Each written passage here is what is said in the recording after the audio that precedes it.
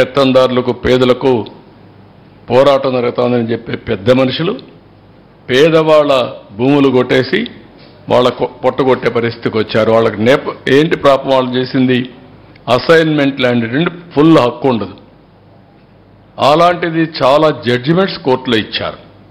ఒకసారి assignment land ఇచ్చిన తర్వాత గవర్నమెంట్ తీసుకోవాలన్నా కాంపన్సేషన్ ఇవ్వాలి, లీగల్గా ప్రొసీడ్ కావాలి తప్ప హై హ్యాండ్గా బిహేవ్ చేయకూడదని చాలా స్పష్టంగా చెప్పిన 10,000 ఎకరాలు లాక్కునే పరిస్థితికి వచ్చారు. ఇంకొక పక్కన నేను ముందే చెప్పాను, వైసీపీ లీడర్స్ హౌసింగ్ కాలనీ ఎక్కడ రావాలనో వాళ్ళే డిసైడ్ చేస్తారు. ముందుగా ఒక భూమి కొంటారు, ఆ భూమికి ప్రైస్ డిసైడ్ చేస్తారు. దానికంటే 2.5 times రేట్ ఎక్కువ వస్తుంది.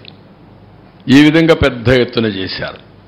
ఇంకో పక్కన ప్రొహిబిటెడ్ ల్యాండ్స్, ఆవా భూములు, క్యాటిల్ పొరంబోకులు ఎప్పటి నుంచో చిన్నప్పటి నుంచి మేము చూసేవాళ్ళం. ఊర్లలో పశువుల్ని తీసుకుపోవాలంటే ఎక్కడా జాగ లేకపోతే అక్కడ గవర్నమెంట్ ల్యాండ్ క్యాటిల్ పొరంబోకు ఉంటుంది, అక్కడ పెట్టుకునేవాళ్ళంతా ఊరంతా అనమాట. ఒకప్పుడు ఊర్లలో సంతల మారిగా అనమాట ఇవన్నీ. అలాంటివన్నీ కూడా ఇచ్చేసే పరిస్థితికి వచ్చారు. Unsuitable land assigned, low lying lands very far away from village, శ్మశానాలు లేకుంటే పొలాలకు పోయే భూములు, ఇవన్నీ కూడా ఇచ్చే పరిస్థితికి వచ్చారు. ఇన్ఎలిజిబుల్ బెనిఫిషరీస్ కూడా పెద్ద ఎత్తునిచ్చి వీళ్ళ కార్యకర్తలకు వాళ్ళ మనుషులకు ఇచ్చుకోవడానికి వాళ్ళ నాయకులు పెద్ద ఎత్తున వ్యాపారం చేసే పరిస్థితికి వచ్చారు. నెక్స్ట్, ఇది ఆవా భూమి. ఎవరికైనా తెలుస్తుంది ఆవా భూమిలో ఎవడైనా ఇండ్లు కట్టగలుగుతాడండి? చెరువుల్లో ఇళ్ళు కట్టినట్టు, అండ్ కుంటల్లో ఇళ్ళు కట్టినట్టు. ఆ భూమి కూడా బాగా దిగిపోతూ ఉంటారు, 6 నెలలు నీళ్లు ఉంటాయి. అలాంటి భూమి ఇంటికి ఇస్తారు. 361 ఎకరాలు, 160 కోట్ల రూపాయలు దాన్ని ఇచ్చేసే పరిస్థితి వచ్చారు. మళ్ళా లెవెలింగ్ డబ్బులు ఇచ్చారు. పెద్ద ఎత్తున ఇవన్నీ కూడా నివాసయోగ్యంగానే భూములు ఇచ్చే పరిస్థితికి వచ్చారు. ఇంకొక పక్కన మీరు చూస్తే ఇక్కడ lands acquired at high rates, 256 ఎకరాలు 185 crores గుడివాడలో పెద్ద ఎత్తున ల్యాండ్ అక్వైర్ చేశారు. 73 ఎకరాలు 51 కోట్లకి కేసరపల్లిలో ఇక్కడ చేశారు. దీనికైతే మీరు చూస్తే 5 times ఎక్కువ ఇచ్చారు. మార్కెట్ రేటు కంటే 5 times ఎక్కువ రేట్లు ఇచ్చి అక్వైర్ చేసే పరిస్థితికి వచ్చారు.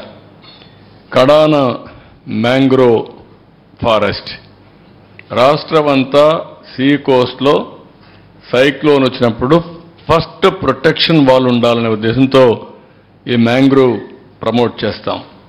అది కూడా డ్యామేజ్ చేసే పరిస్థితి వస్తే కడాన కోర్టుకి స్టేజ్ ఇచ్చే పరిస్థితికి వచ్చాం. నెక్స్ట్,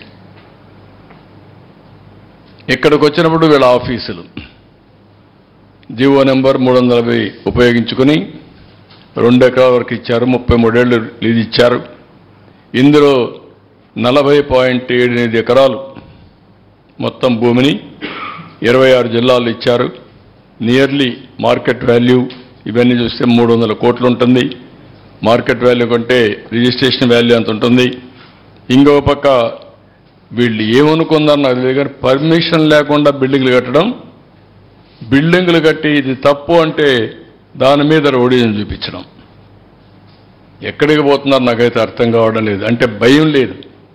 గవర్నమెంట్ అంటే చట్టాన్ని చూస్తే ఏమాత్రం కూడా లెక్కలేనితనం, ఇష్టానుసారంగా చేసే పరిస్థితికి వచ్చారు.